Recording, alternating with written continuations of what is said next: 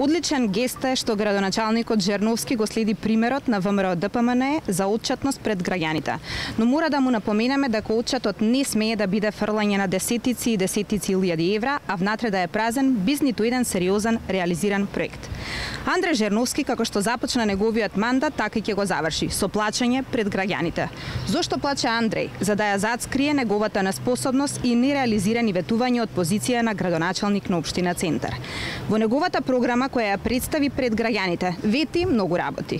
Вети многу пред 4 години, а сега, после 4 години, гледаме дека многу работи останаа само ветување.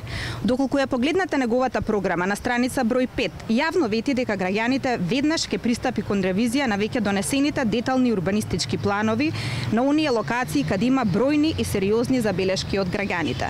За неговиот мандат од 4 години во општина Центар не е изгласан и донесен ниту еден нов детален урбанистички план на негов предлог.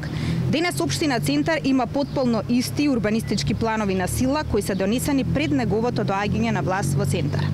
Во неговата програма на страница број 5 јавно се обврза дека ќе ја спроведе гасификацијата на општина Центар во 2 фази.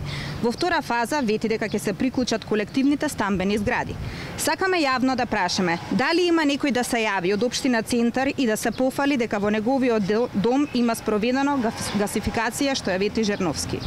Во неговата програма на страница број 6 јавно вети дека ќе реконструира и ќе изгради јавно осветлување во вкупна должина од 26 километри. Не само што не го реализира ветеното, туку во одредени населби и таму каде има поставено инсталации и каде има осветлување, сега е мрачно поради неодржување на инсталацијата.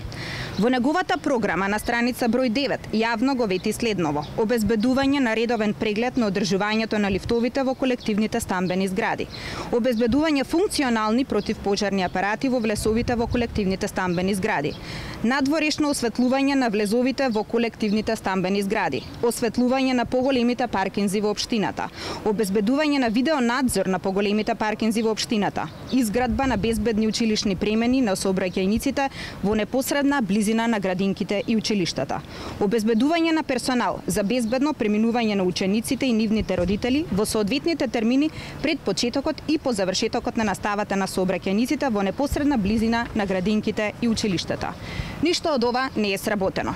Понатаму, во неговата програма на страница број 12 јавно го вети следново: целосно уредување и осветлување на сите училишни дворови, бесплатна чаша млеко или парче овошје за секој ученик во општината, субвенционирани спортски курсеви за заинтересираните ученици во повеќе популарни спортови, обновување и оживување на секциите во основните училишта со вклучување на дополнителен вон наставен кадар.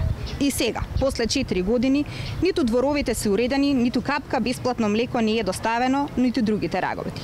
Во неговата програма на страница број 18 јавно го вети следново: енергетско ефикасни фасади на сите училишта и градинки, замена на прозорите во сите градинки и училишта, набавка и монтажа на соларни панели за сите детски градинки, комплетно штедливо јавно осветлување.